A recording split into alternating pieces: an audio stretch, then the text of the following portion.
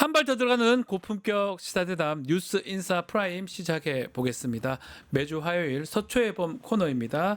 자, 오늘도 권영철 대기자, 이현주 변호사 함께하겠습니다. 두 분 안녕하십니까? 안녕하십니까? 안녕하세요. 네, 서초의 봄, 서초동 얘기 좀 해야 되겠죠? 네. 내란 혐의 두 번째 재판 열렸습니다. 윤석열 첫 재판 때는 공판 때 언론에 공개가 안 됐는데 짧게나마 그 피고인석에 앉아 있는 모습 공개가 됐어요. 어떻게 보셨습니까? 사실은 처음부터 공개가 됐어야 맞죠. 원래는요. 예, 지기현 부장 판사가 사실 계속 이상하다는 지적을 받고 있는데 예. 아니면 3일 전에 신청했으면 충분히 사실 유선으로 무선으로 그냥 전화 걸어서 선물로 확인하면 되는 거잖아요. 네. 그걸 뭐 급박해서 안 했다고 해서 어제도 이제 뭐 그 정도라도 원래 이제 규칙에 공판 전 선고 때만 사실 공개할 수 있는 거잖아요. 네. 뭐 생중계 얘기도 나옵니다만 일단 공개한 거는 뒤늦게나마 다행이라고 생각을 하고요. 어제 공판에서 가장 특이한 건 여전히 윤석열의 궤변은 계속되고 있다. 그러니까요. 어제도 계엄을 칼에 비유하면서 예. 요리도 할 수 있고 뭐 어쩌고 이런 비유를 했는데 사실 그 두 분 다 법률가신 거는 그런 말 있잖아요. 검사 10년이면 민법을 모르고 뭐 검사 20년이면 형사법을 잊는다는 그런 뭐 법원도 있던데 네. 아니 살인은 침해범 결과범이잖아요. 근데 내란은 위헌범 추상적 위헌범이잖아요. 네. 근데 그걸 모르는 건지 어떻게 비상계엄이 칼과 같다. 좋은 일도 할 수 있고 나쁜 일도 할 수 있다. 계엄은 헌법과 계엄법에 정한 요건이 맞지 않으면 그 자체가 이미 그렇죠. 불법이고 위헌이고 위법 아닙니까? 그것도 모르는 건 역시 궤변 만들어 놓고 있는 모습을 보면서 참 망상이 대단하다는 생각을 했습니다. 그 어떻게 보십니까? 이게 헌법재판소는 결국은 좀 지연이지만 변론 과정이 지금 다 공개가 됐잖아요. 언론에. 근데 이제 대법원 규칙이 뭐 그렇게 하지만 시작 정도밖에 안 되잖아요. 근데 이게 역사적 사료라고 저는 생각해요. 그러니까요. 한때 대통령이었던 사람이 법정에서 자기의 그 계엄 행위에 대해서 어떻게 변호를 하고 그리고 법정에서 어떤 태도를 보이고 한 인간이 얼마나 초라해질 수 있고 그 하무시비롱이라는 건데 뭐 물론 본래도 태도가 건들건들하고 예. 굉장히 이제 단정하지 못한 사람이었는데 대통령 때 모습은 저 품이 없다 이랬는데 진짜 법정에 걸어 들어오는 모습은 초라하더라고요. 네. 정말 이렇게 하고 이렇게 예, 걸어. 맞아요. 그러니까 이 모든 것이 저는 역사적 사료라고 생각해요. 우리에게 이게 권력이라는 것이 우리에게 잠시 어떤 사람에게 잠시 머물다 가는 것이지 저게 빠지고 나면 마치 주소 앞에 이렇게 춤추는 인형처럼 그러니까요. 쪼그라드는 풍선 인형. 이런 예. 모든 것이 우리나라의 역사에 한다면 그리고 인간의 본질을 말해줄 수 있는 자료라고 생각하는데 전 가정을 찍어서 남기는 게 저도 맞지 않겠습니까? 그게 뭐 대법원 규칙이 그렇다고 하더라도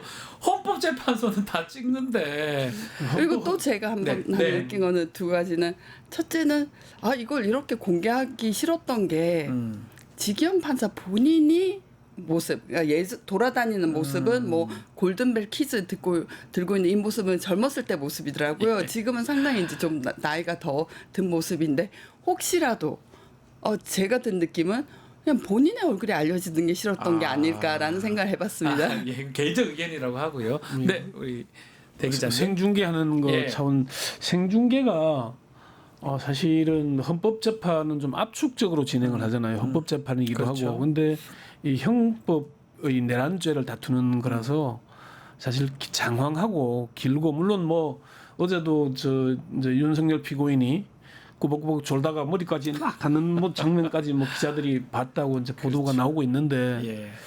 그 긴 시간 해야 되잖아요. 그리고 듣는 사람들이 법률가들이나 빼고 나면 이게 다투다 보니까 이제 다른 점도 있습니다. 분명히 이게 꼭 역사의 기록이라는 측면에서는 중요할 수 있지만은 오히려 이걸 이용해서 계속 자기 주장을 하고 선동을 하고 그럴 가능성의 위기도 나쁜 점도 있습니다. 그래서 네. 전체 다 공개하는 게 과연 옳은가에 대해서는 좀 신중하게 검토해 볼 필요가 있습니다.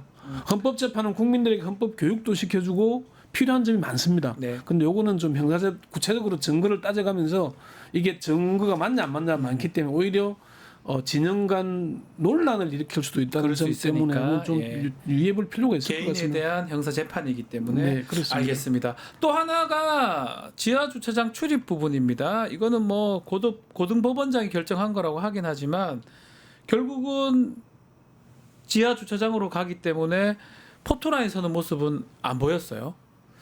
계속 그럴 것 같긴 하거든요. 그게 이제 그 서부지법 폭동 사태가 사법부의 판사들한테는 상당히 큰 충격을 준 것 같아요. 그래서 아마 그런 것 때문에 좀 긴장을 하고 있는 모습이긴 하긴 한데 네.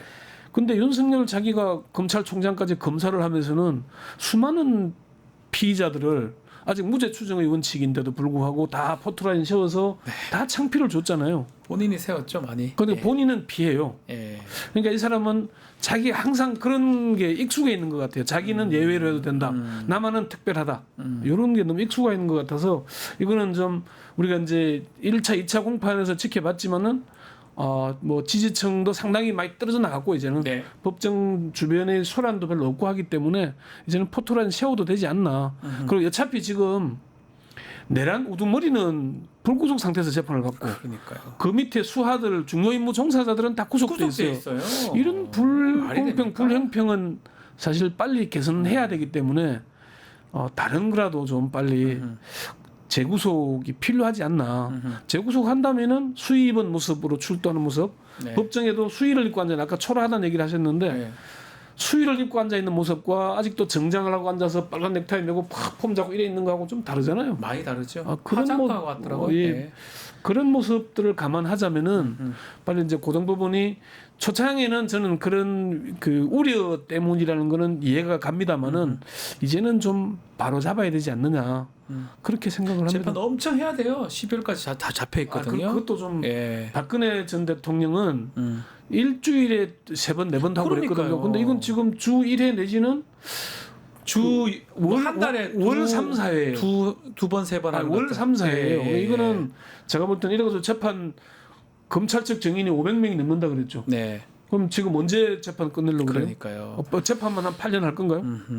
그러다 보니까 지금 기피 신청 촉구했습니다. 지기현 판사, 지금 내란 진상조사단 위원들 민주당 뭐 기피, 뭐 회피 이런 것들 가능하다고 봅니까? 네, 민주당 의원들은 하나의 그 수사? 그냥 로서 수사라고 하고 하겠죠? 있는 것으로 제척해달라고? 보입니다. 왜냐하면은 예. 지금 법원의 사건들 중에 기피 신청이 받아들여진 전례가 없습니다.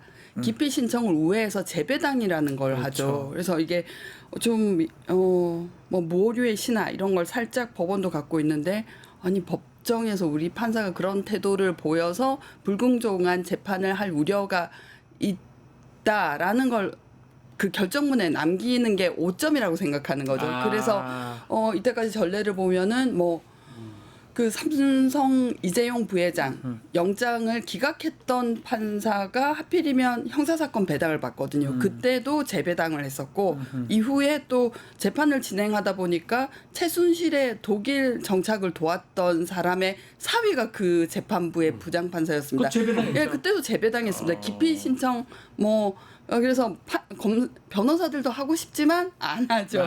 정말 마음은 꿀떡 같지만 안 합니다. 왜냐면은 어차피 안 받아들여질 거고 그 재판하고 계속 얼굴 보고 재판하면 굉장히 불편합니다. 네. 그러니까 재배당이라는 걸 오해해서 하긴 하는데 이번에는 이제 이게 민주당에서 기피 신청을 촉구하는 건 압박용일 거고요. 네. 이미 심우정 총장이 지기현 판사가 구속 취소를 할 때 즉시 항고도 안 했잖아요. 네. 뭘 가지고 자기들이 기피 신청을 하겠습니까?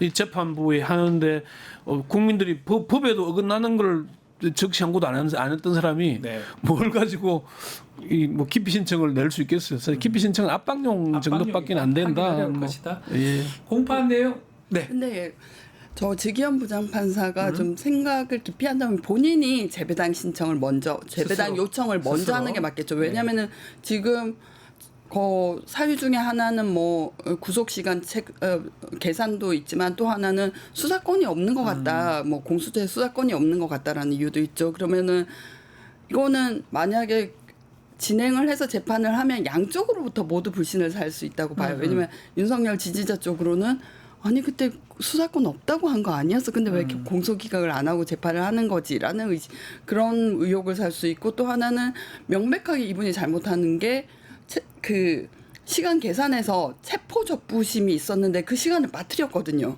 그럼 법률에 형사소송법 규정이 없다고 했는데 있습니다. 그러니까요. 그러면 본인이 가오일 수 있는데 이거 의도한 거 아니야? 뭐 책 잡힌 거 아니야? 저쪽에 뭐 뒷조사 당하고 약점 잡혀 있나? 이거는 그러니까 사실이 아니더라도 그런 생각을 할 수 있기 때문에 본인이 먼저 재배당 요청을 하는 게 맞다고 저는 생각해요. 맞다. 근데 그건 이제 예. 재배당 요청하자면은 직위원 판사가 내가 잘못했다고 인정하는 게 되기 쉽진 때문에. 않겠죠. 예. 근데 저도 그래서 그 이제 판사 출신 네. 뭐 변호사들 여러 사람한테 물어보니까 그 좀 이상하긴 한데 네. 아직 선을 넘은 것 같지는 않다. 그러니까 우리가 그 재판은 결과도 중요하지만 외관도 중요하자 그러잖아요. 맞습니다. 근데 지금 외관이 흔들리고 있는 건 맞거든요. 누가 봐도 뭔가 윤석열에게 특혜만 계속 주고 있는 것 같은 느낌을 주고 있기 때문에 재판 결과도 특혜 주는 건 아니냐는 인상을 가질 수 있는 것 때문에 지금 논란이 있는 건데 이제 판사 출신 변호사들 법조인들이 볼 때는 그 서부지법 폭동에 너무 좀 충격을 받은 것 같다. 그 부분이 그래서 예. 자기 재판을 논란 없이 흠결 없이 끌고 싶어 하는 게 너무 좀 강조되다 보니까 그 특혜의 시비를 일리 있는 것 같다는 얘기를 하더라고요. 그래서 조금 더 지켜보면서 네. 아마 이게 민주당이 뭐 기피 신청하라고 요구하더라도 검찰은 안 할 것이고 네. 사실 제일 가장 핵심은 지금 윤석열 내란 우두머리 윤석열을 재구속해야 되는 건데 그게 크죠. 지금의 검찰 심우정 이창수 체제에서 재구속을 할 리가 별로 없는 것 같고 결국은 정권이 바뀐 다음에 검찰 인사할 이후에 검찰이 우리가 검찰의 태세전환을 빨리 할 걸로 봤는데 네. 여전히 뭔가 기대감을 가지고 있는 건지 태세전환을 안 하고 있어요. 그래서 그런 점 때문에 내란 관련된 거는 재구속이 안 된다는 건 두 분이 더 잘 아시잖아요. 네. 그러니까 다른 걸로 빨리 하려면은 검찰이 지금 맡고 있는 것도 있거든요.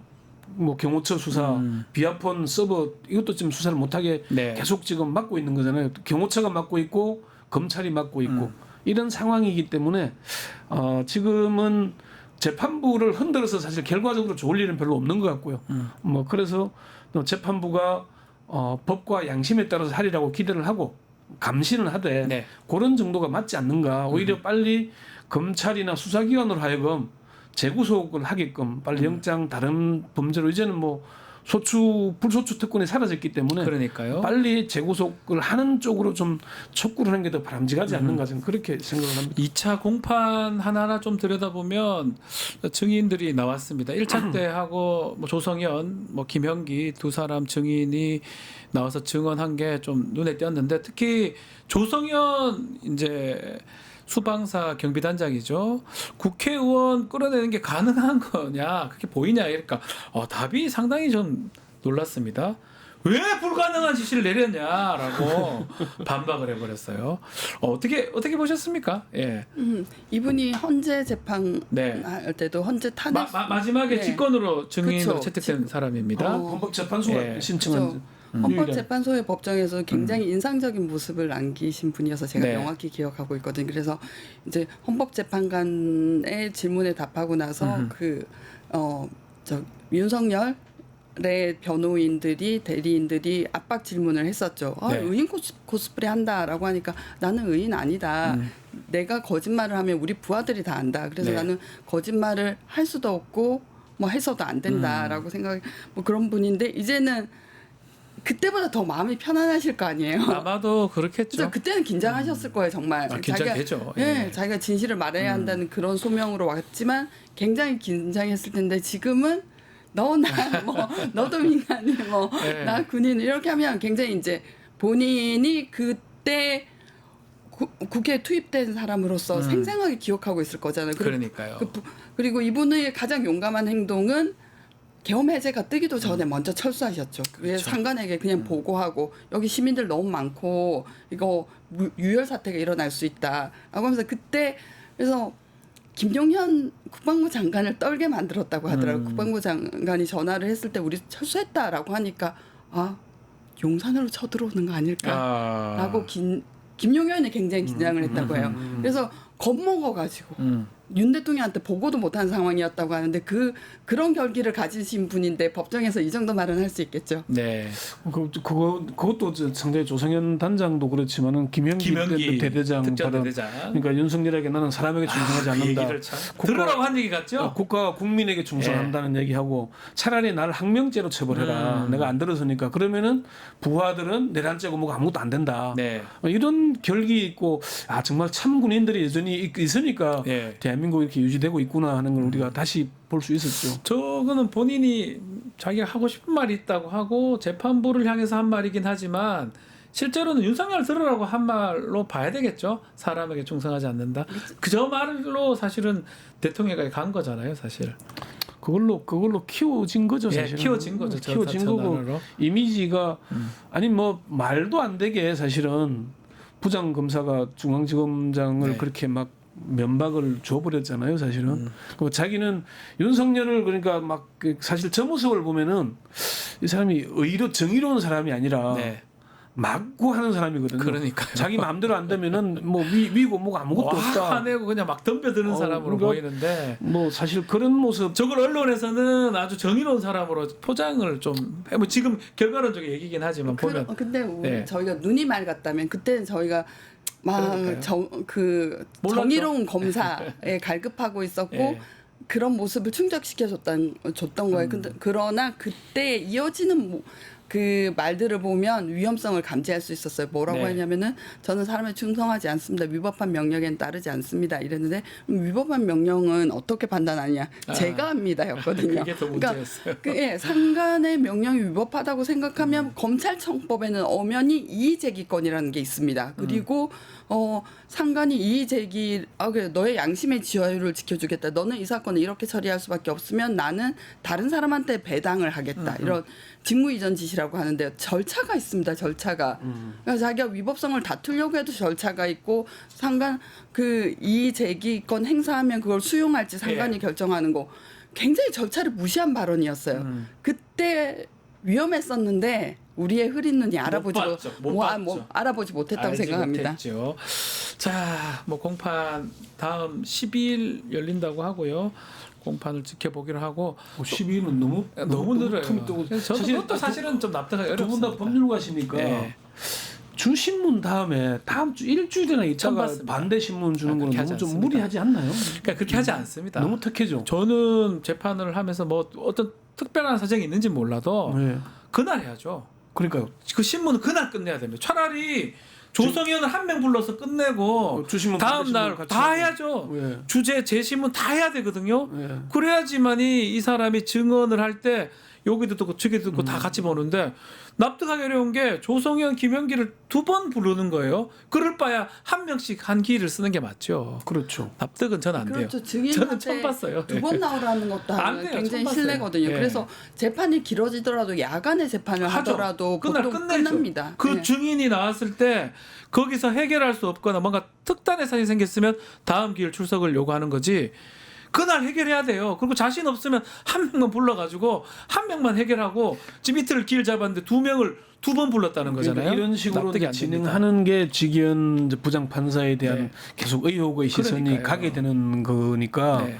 이거는 조금 재판부가 좀 바로 잡든지. 날도 예. 지금 2주 3주 지나서 5월 12일이면 상당히 멀거든요. 뭐 중간에 연휴가 있는 건 맞는데. 연휴가 뭐 중요합니까? 근데 다음 28일은 해야죠. 예. 28일도 왜 안 하고 그것도 넘어가는 빼고요. 거예요. 그러니까 그런 점에 있어서 보자면은 뭔가 이래가지고 이 재판이 언제까지 갈지 눈치를 보겠다는 건지 어떤 건지 모르겠지만은 좀 무리해 보인다. 네. 그럼 좀 정인 좀 빨리 자르고 해야 되는데. 네. 구속 취소할 때부터 이 사람의 그 직영 보이는 부장. 그죠 직영 부장 판사의 내면이 비치는데 나는 이 사건 하기 싫어해요. 부담돼 무슨 그런 태도로 이거 사실은 구속 취소를 한 것도 본인이 법률을 심오하게 숙고한 판단이라기보다는 나는 뭐 적이 되기 싫다. 검찰이 항고를 하면 상급법원에서 결정을 나는 따르면 된다. 이런 마음의 태세였던 것 같아요. 그래서 그렇죠. 전반적으로 보이는 건 나는 이 사건이 부담스럽다. 그러니까 재판부가 그렇게 하면 안 되죠. 그러니까 네. 심우정 총장도 즉시 항고를 했어야 된다는 게 법에 규정이 있는데 안 했잖아요. 그렇죠. 그러니까 두 사람 다 결국은 직위원 판사는 어떨지 모르겠지만은 심우정은 거기에 대한 아마 책임을 나중에 져야 될 겁니다. 아마. 네, 또 다른 얘기도 좀 해보겠습니다. 명태균 수사 얘기입니다. 김상민 전 검사 조사를 했습니다. 결국은 공천 개입, 김건희의 공천 개입 의혹 수사하는 건데 이제 문제는 우리가 눈여겨봐야 될 거는 김건희를 언제 부르느냐 이 부분이에요. 언젠가는 불러야 될 거 아니에요. 계속 놔둡니까? 지금 안 그래도 좀 사람들이 관심을 가지고 있는 게 아까 말씀드린 대로 윤석열을 재구속하기 위한 게 가장 가능성이 높은 게 명태균 관련이에요. 그렇습니다. 그러니까 그 80차례가 넘는 무료 여론조사 이게 정치자금법 위반의 가능성이 높잖아요. 네. 뇌물도 이제 공직자로 보냐 안 보냐에 따라서 이 뇌물죄도 적용할 수 있는 거고 네. 그리고 이 공직자 뭐 공직선거법 위반도 가능하잖아요. 그래서 이걸 적극적으로 나서면 가능한 것 같은데 심우정 검찰총장 이창수 중앙지검장의 지금 체제에서는 적극적으로 안 할 가능성이 높지 않겠습니까? 그리고 제가 뭐 여기저기 수송해본 그 바로는 이창수가 뭐 적극성이 없어요.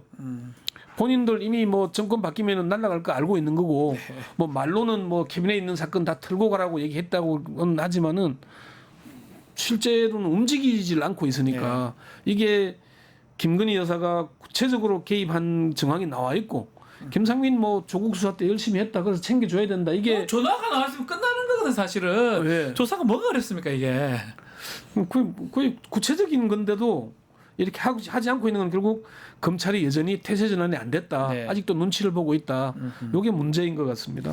자 그리고 지금 예, 저는 제가 여기 얘기하는 검찰의 검사들의 일반적인 판단은 어차피 우리는 기소청으로 전락할 거다, 힘 뺄 필요 없다라는 게 얼추적. 그러니까 이제 우리가 점 찍고 나타나기에는 새로 나타나기 너무 늦지 않았니라는 것이 일반적인 입장인 것 같아요.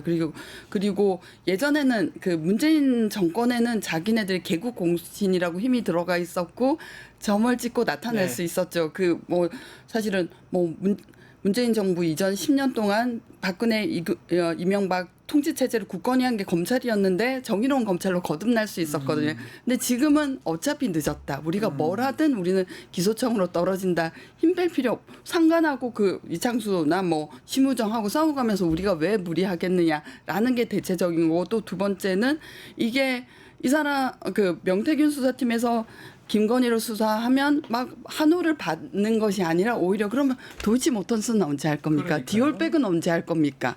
오히려 동료들을 어렵게 할 수 있거든요. 그래서 저는 안 한다는 쪽에 그게 그럼 염치가 있었어요? 아니면 자포자기한 거예요? 자포자기에 가까울 것 같기도 하고 또 하나 변수가 박성재 장관입니다. 이 사람 탄핵 소추됐다 복귀한 다음에 인사를 지금 하는 거 아니냐, 알박기 인사 등등의 얘기가 나오는데 글은 또 인사가 제대로 돼야 조사가 제대로 될 건데 두 가지 설인데요. 일단 시동을 건 건 법무부 감찰관하고 대검 감찰부장 이제 공모 절차를 진행한다고 나섰는데 이미 한 4개월 정도의 공석이었거든요. 이게 이제 누구를 보면 안 되냐면은 대검의 윤석열 총장 시절에 대검의 한동수 감찰부장 이 사람이 이제 나와서 많은 증언을 하고 윤석열 총장 체제에서의 잘못된 게 다 드러났잖아요. 그러니까 결국은 박성재 법무부 장관도 지금 내란 뭐 이걸로 탄핵 소추까지 됐다가 또 돌아왔는데 결국은 알박기를 해서 다음 검찰에서 내란 관련 검찰의 일탈의 문제를 짚어야 되잖아요. 그게 형사적으로도 뭐 수사도 하겠지만은 수사보다는 감찰 가능성이 높잖아요. 감찰이 그러니까 있겠죠, 아마도. 감찰관과 감찰부장을 알박기를 하면은 그게 제동이 걸리잖아요. 자기들 수사를 막을 수 있다. 그러니까 그게 안 할 수 있다. 앞에서 이완규를 헌법재판관으로 박아서 여러 가지 그 노림수를 했듯이 인사 알박기를 노리는 게 아닌가. 뭐 실제 제가 들은 바로는 박성재 장관이 탄핵 소추된 직무정지 상태에서 감찰관, 감찰부장 후보자들을 물색하고 다녔다. 아 그래요. 그런 얘기도 들었어요. 참 열심히 사네 진짜로. 그러니까 누구 맞다면 하고 싶어하는 사람도 있고 누군가를 시키려고 애를 썼다 이런 얘기까지 들었거든요. 그래서 그런 거는 좀 자제해야 되지 않느냐. 아하, 그렇죠. 한덕수도 당연히. 마찬가지. 한덕수, 최상목도 그렇지만은 지금 윤석열 정부의 국무위원들은 자기들을 임명한 대통령이 지금 탄핵 돼가지고 파면된 상태 아닙니까? 네. 그러면 자기들은 지금 직무 정지 상태인 거죠. 그러니까요. 뭘 하면 안 되는 거잖아요. 양심이 있고 사람이라면 표현은 제가 안 하겠습니다. 정상적인 사람이라면 이런 인사를 하지 않죠. 공직자라면. 기본적인 공직자. 왜냐하면 우리가 지금 잘못해가지고 파면됐는데 내가 거기서 알박기 하고 인사를 한다는 게 정상적인 상황이니까. 지금 조기 대선을 하고 있잖아요. 잘못된 네. 것 때문에. 가만히 있어야죠. 그럼 가만히 있어야죠. 사실은 그냥 일상적인 거 외에는 하면 안 그렇게 되는 하면 건데. 안 되는 거예요. 네, 그건 이건 잘못된 거라고 봅니다. 그래서 네. 이거는 오히려 그래서 친윤 검사를 감찰부장과 감찰관에 박아놓으면 임기 2년이에요. 네. 또 버티면서 또 거기다가 버티고. 뭐 이상한 사람 앉혀놓으면은 조사가 돼도 되겠습니까? 버티면서 싸움만 할 거잖아요. 계속. 그러니까요. 네. 예, 법무부 감찰관이 공석이 된 계기가 12월 3일. 예, 내란 네, 쿠데타가 그때죠. 일어나고서 뭐 그 유역 감찰관이 그때 이 지시를 따를 수 없다라면 오전 회의에서 뛰쳐나가면서 공석이 된 건데 그러면은 사실은 상당한 공석으로 두다가 갑자기 이제 이제서 와서야. 하는 거는 자기의 지시를 따랐던 그러니까 검찰의 그 지시 검찰 상부의 지시를 따랐던 그러나 현재로서는 검찰에서 앞길이 남은 뭐 이창수 심우정 같은 사람이 다 떠난다지만 그 사람들은 자리 보존해야 될 거 아니에요. 징계 안 받고. 내 지시를 따른 사람을 챙겨는 줘야 되니까 라는 건데 저는 사실 이 자리에 올 사람이 적을 거다. 왜냐면은 이 자리가 고립될 수밖에 없는 게 결국 밑에 사람들은 다 그렇지 않은 사람들로 채워질 거거든요. 그렇죠. 아무리 혼자서 카리스마를 발휘해봤자 그러니까 역으로 그 대검 감찰부의 한동수 감찰부장 같은 역으로 이제 검찰을 이렇게 뭐 고소하고 검사들을 지키려고 하는데 밑에 사람들이 말을 안 들어서 안 되는 그런 위치가 될 수 있기 때문에 저는 공모에 응할 사람들이 많지는 않을 별로 것이다라고 없을 생각합니다. 근데 뭐 원하는 사람이 있다는 얘기도 들었고요. 그래서 요거는 좀 안 하는 게 맞을 것 같고 안 해야죠. 실제 이제 어떤 모습이냐면은 방송 쪽에 이진숙 방통위원장, 김태규 부위원장, 유희림 방심위원장 이런 사람들을 지금 박아놔서 얼마나 좀 혼란스럽게 하고 있잖아요. 그래서 이런 모습을 연출하게 되지 않을까 하는 모습들. 그래서 이게 그냥 정상적인 것도 아니고 내란으로 파면된 상황에서 그 밑에 국무위원들이 알박기 인사를 한다는 거는 사실은 안 되죠. 공직자의 기본이 안 된 거예요. 기본이 어쨌든 안 해야죠. 안 해야 되는 거 아니에요. 하면 안 되는 거죠. 예, 안 돼요. 네, 안 되는 건데 기본을 안 지키니까. 요 얘기도 마무리 좀 하면서 해보겠습니다. 대통령실 수사 부분이에요. 경호실 대통령실 압수수색이 불발이 됐는데 경호처에서 뭔가 이미 제출한다고 하지만 버티고 있는 모양새고 또 김성훈이 이달 말에 나간다고 합니다. 수사의 속도가 좀 날지 대기자님 짚어주시겠습니까? 또 수사를 해봐야 하는 건데 이미 6차례나 지금 불발됐잖아요. 이것도 이거는 대권한 대행인 그 한덕수, 최상목의 책임이 큽니다. 네. 비합본 얘기해야 되는 거 아니에요? 본인이 해야죠. 협조하라고 얘기를 협조하라고. 해야죠. 그리고 그게 뭐 형법 조항을 가지고 계속 뭐 검과 옥조처럼 써먹고 정가의 보도처럼 휘두르고 있는데 네. 형사소송법 110조, 111조를 계속 내세우고 있는데 네. 이거는 국가의 중대한 이익을 하는 경우를 제외하고는 압수수색 성낙을 거부할 수 없다는 조항도 있잖아요. 그러니까요. 그거는 왜 안 써먹어요? 그 핑계죠, 사실. 물리력을 동원해서 제가 볼 때는 경찰이 좀 더 강력하게 치고 들어가야 됩니다. 지금은 그렇죠. 아니 한남동도 비어 있잖아요, 관저가. 아무도 없어요. 없는 상태에 계속 틀어막는 게 말이 안 되잖아요. 이거는 제가 볼 때는 수사기관이 좀 더 강력하게 밀고 들어가든지 아니면은 권한대행이 지금 뭐 한덕수 대행이 자기가 출마할지 말지를 눈치 보고 있으니까 하겠어요? 그래서 이거는 좀 제가 볼 때는 좀 강력한 조치가 필요한데 정권이 바뀐 뒤에 하면 이미 증거인멸이 지금 많이 이루어지고 사실 있을 거니까. 우리가 뭐 멀리 볼 것도 최상병 사건도 지금 시간이 많이 흘러서 그때 했어야지 잡을 수 있는 찾아낼 수 있는 것들이 많이 소나기에서 모래처럼 없어진 것 같거든요. 뭐 하긴 하겠지만 시간이 되면 지금도 이종섭조차 아직 부르지도 못하고 있잖아요. 그러니까요. 그러니까 이종섭을 불러야 윤석열로 갈 텐데. 뭘 할 건데 한 명도 중간에 뭘 못 부르는 이유가 증거 자체를 확보를 전혀 못 하고 있던 거거든요. 공수처조차도 지금 뭐 내란 잔부를 정리한다고 바빠서 못 한다 그러는데 공수처 수사력이 너무 적잖아요. 그러니까요. 그 검사 7명 임명도 안 하고 있고 이런 상황이다 보니까 여전히 내란이 아직도 지속되고 있다라고밖에 볼 수 없는 상황이거든요. 시간이 흐를수록 증거는 없어지고 힘이 떨어집니다. 지금도 그러니까 사실은 많이 흘렀다고 봐야 되는데요. 경찰이 강력하게 나서야 되는데 경찰의 지금 수장이 지금 없는 상태잖아요. 그렇죠. 그리고 나머지는 다 박현수고, 예. 윤석열 때 임명된 고위직들이 있는 거잖아요. 네. 이런 상황이 지금 오히려 수사를 막고 있는 모습이 아닌가. 네. 그래서 경찰이 조금 더 국수본이 나설 거면은 좀 더 강력하게 정말 지난번 체포영장 집행 때처럼 병력을 동원해서라도 할 필요가 있다. 저는 그렇게 봅니다. 네, 이현주 변호사님. 이게 알바끼하고 연관이 네. 되는 건데요. 결국은 처음에 아주 그 셋불 당김에 뽑듯이 그렇죠. 못 해놓으니까 전체 기강이 흐려져 버렸어요. 다음만 한덕수가 하고 있는 지금 한덕수 권한대행이 하고 있는 지금 행태들도 이해가 안 가는 것이 많지 않습니까? 왜냐하면 지금 뭐 관세 협상을 하러 협상단을 보낸다고 하는데 하나도 지금 보면 서두를 필요가 없는 거거든요. 차이가 이미 보여요. 트럼프의 국내 지지율이 굉장히 떨어지고 있고 뭐 탄핵 한국이 부러워 이러면서 탄핵 어떻게 하니 이런 정도인데 우리가 서둘러서 협상을 해서 관세 조금 얻어내겠다고 뭐 방위비 뭐 이런 거 양보할 국채 미국의 국채 사고 이렇게 협상 근데 자기네가 굳이 나서고 있는 건 내가 이때 뭔가 성과를 언론을 이용해서 띄우고 뭐 대통령 후보로서의 입지를 굳히겠다라는 사적인 욕심 외에는 생각이 안 되거든요. 그러니까 처음에 우리가 뜨거울 때 단도리질을 해야 되는데 그때 못함으로써 참 많이 놓친 것이 아쉽다고 또 생각. 그리고 그런 것들을 보면 지금 얘기하셨지만 그런 욕심들이 계속 있는 거잖아요. 알박기 욕심, 본인이 뭘 하려는 욕심, 심우정 뭐 다 저는 다 비슷하다고 보거든요. 그 사람들. 권력을 유지하겠다는 네. 욕심이 과한 거죠. 사실은 그걸 내려놓기가 쉽게 하겠습니까마는 잘못했으면은 물론 할 줄 그러니까요. 알아야죠. 공직자들이 그것도 있어야죠. 특히나 한덕수 대행하고 있는 걸 보면 한덕수 최상목은 야 저런 사람들이 참 대한민국의 고위공직을 해왔다는 게 참 부끄럽고 참 안타깝습니다. 참 민낯 다 드러나고 참 있고. 허탈합니다. 허탈해. 네.